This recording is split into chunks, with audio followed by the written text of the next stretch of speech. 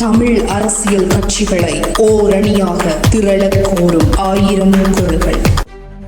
பாராளுமன்ற தேர்தல் சம்பந்தமாக உங்களோட சில விடயங்களை பகிர இருக்கின்றேன்.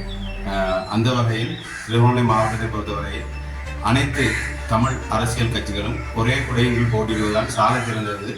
காரணம், கிழக்கை பொறுத்தவரைக்கும் எங்களது இருப்பு இங்கு கேள்விக்குறியாக இருக்கின்றது.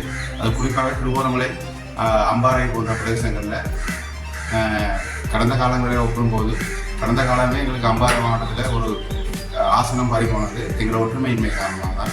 அத்தோடு இல்லாமல் அனைத்து தமிழ் கட்சிகளும் ஒரே குடையின் கீழ் இம்முறை திருவண்ணாமலை மாவட்டத்தில் போட்டியிடும் வேண்டும் என்றது என்னுடைய அவா.